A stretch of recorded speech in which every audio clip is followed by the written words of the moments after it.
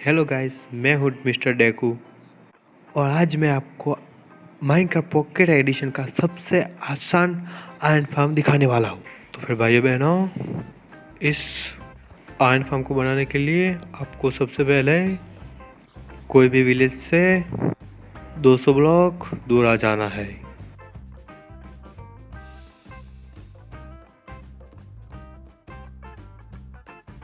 तो ये iron farm बनाने के लिए आपको पहले एक अच्छी जगह पसंद कर लेनी है। तो सबसे पहले आपको ब्लॉक रखने हैं 10 लाइन में, 1 2 3 4 5 6 7 8 9 10। फिर इस तरह से 3 ब्लॉक को रखना है और दूसरी साइड भी आपको ऐसा ही करना है। फिर आपको फ्लैशिंग टेबल इस तरह से लगा देने हैं पूरे 20। फिर आपको इस स्टोन ब्लॉक के ऊपर एक और लेयर लगा देनी है।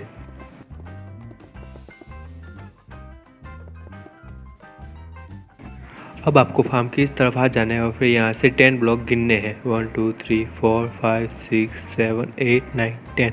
और फिर एक ऐसे ब्लॉक यहाँ पे रख के, और मैं जिस तरह से प्लेटफॉर्म बना रहा हूँ उस तरह से आपको यही प्लेटफॉर्म बना देना है।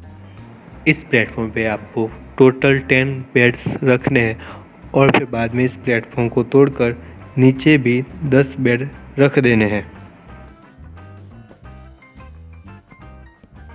अब आपको इस जगह पे विलेजर लाना है, तो इसके लिए अब आप हो सके तो इसके बाजू में ही विलेजर ब्रीडिंग फार्म बना सकते हैं। अगर आपको वो नहीं आता तो फिर नीचे कमेंट करिए ताकि मैं आपके लिए ये वीडियो ला सकूं।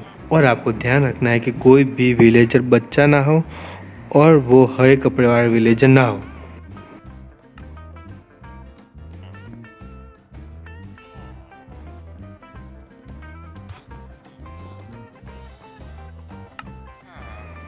अब इस विलेजर हॉल को आप स्लैब से कवर कर दीजिए और इसमें पानी भी डाल दीजिए। मैं आपको बताना भूल गया, पर लेकिन इस हॉल के अंदर आपको टॉर्चेस से रोशनी भी ला देनी है ताकि इसमें कोई ज़ॉम्बी स्पॉन ना हो सके।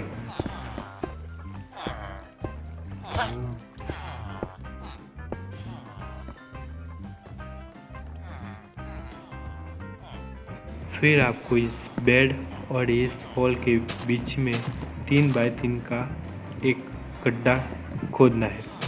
इस 3 बाय 3 के होल को आपको 5 ब्लॉक डीप माइन करना है।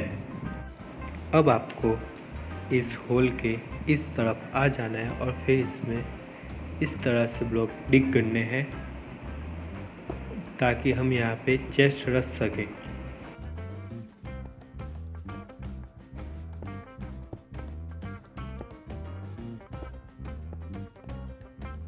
और यहाँ पर भी चेस्ट रखने के बाद आपको माइनक्राफ्ट हॉपर क्राउच करके लगा देने हैं।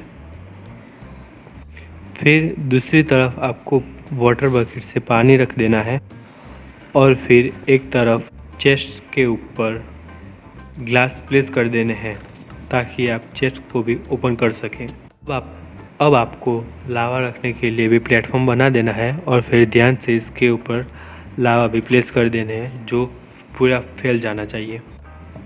अब आपको इसके ऊपर टैप प्लेस कर देने हैं ताकि आयरन गोलम इसको ब्लॉक समझ के इसके अंदर कूद जाए।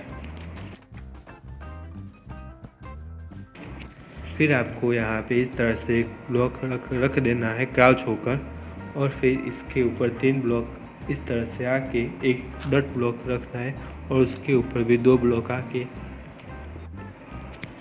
इस तरह से ट्रैप ब्लॉक को प्लेस कर देना है ताकि यहाँ पे ज़ॉम्बी बाहर ना आ सके। अब आपको इस तरह से सीढ़ी लगा देनी है ताकि ज़ॉम्बी आपके पीछे नाइट में चलकर इस ट्रैप के अंदर आ जाए। और इसके ऊपर इस तरह से ब्लॉक प्लेस कर देना है ताकि ये ज़ॉम्बी दिन में भी जल ना जाए।